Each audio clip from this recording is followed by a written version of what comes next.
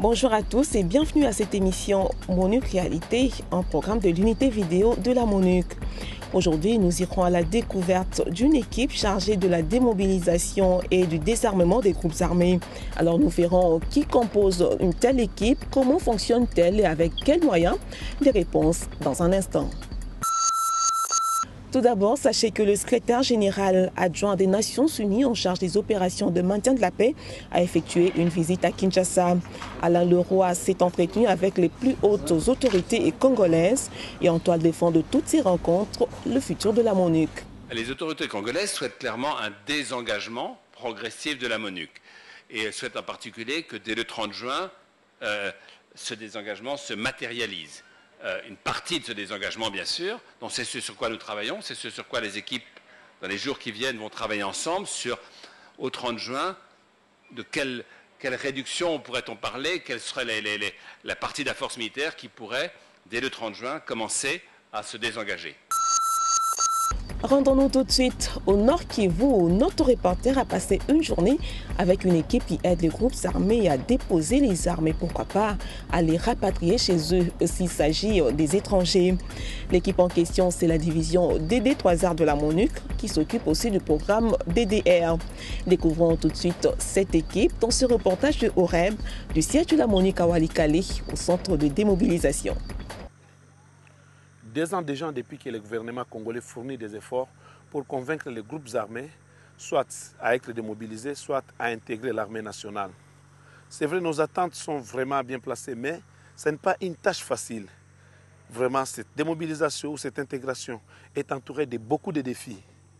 Nous allons essayer un peu de voir vraiment quels sont ces défis-là. Derrière moi, c'est le siège de la MONUC ou le point de départ de cette opération du processus d'intégration.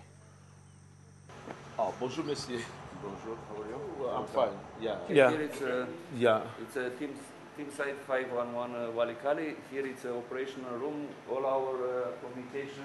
Il dit que ça, c'est le bureau des opérations de Walikale. All our communication are settled here. Donc, là, les outils de communication. We are using the computer through Lotus to send our daily situation report. There are radios used to communicate even with HQ Goma or with cars which are in patrol. Il dit qu'il y a des ordinateurs pour des rapports quotidiens. Il y a aussi les services radio pour communiquer avec la base de Goma.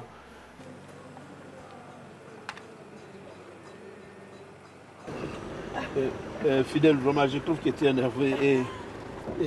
Pourquoi tu es énervé? Pourquoi? Non, énervé, je ne le suis pas, je suis stressé. Stressé parce que il y a un certain, comment je veux dire, il y a une certaine procédure que nous utilisons chaque matin avec les mamans qui font foi. Ouais.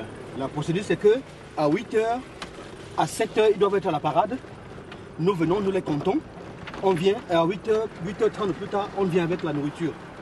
Et vous voyez, c'est très difficile ici parce qu'il fait très chaud. De fait que les gens restent sur le soleil en train de nous attendre.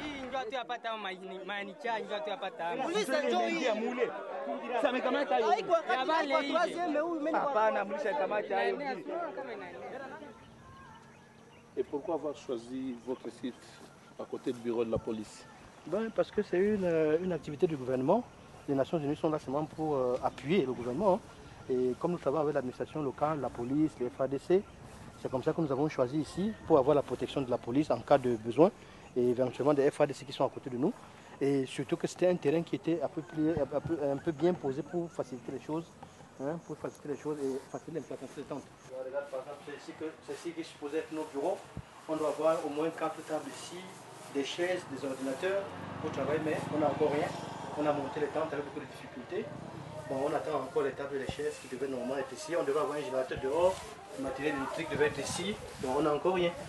C'est que ce que nous sommes en train de faire est volontaire. Alors, il y a 3 catégories de personnes parmi vous. 3. Na kuna hali tatu ya watu katikati yenu. Il y a les enfants. Kuna watoto. Pour les enfants, il n'y a pas de négociation, on les enlève directement parmi vous.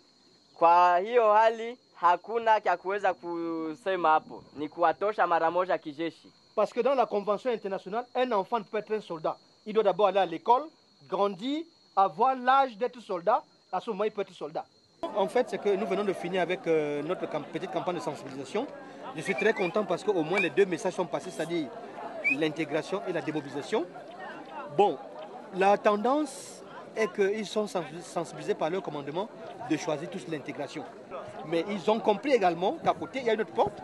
Pour ceux qui disent non, je ne veux plus continuer avec l'armée, je suis fatigué, je vais aller à la maison, je veux continuer avec la vie civile, je vais aller dans les projets communautaires du plus. Il y aura les projets pour lui, celui qui n'a pas remis, celui qui a remis une âme et qui va aller à l'intégration, sera traité par l'UNPNDD. Même comme ils ne sont pas ici, nous devons parler de ça. Tu parles là, il s'agit de la structure qui s'organise pour vraiment faire ce processus d'intégration. Il y a les PNUD, DDR, SMI, structure militaire d'intégration et les autres.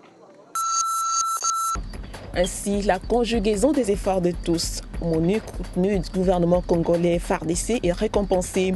La contribution de tous a permis à bon nombre d'ex-combattants de revenir à la raison. Mais beaucoup d'autres ex-combattants restent encore à convaincre, d'où la nécessité de continuer et d'intensifier les campagnes de sensibilisation. C'est la fin de MONUC Réalité. Au revoir et à bientôt.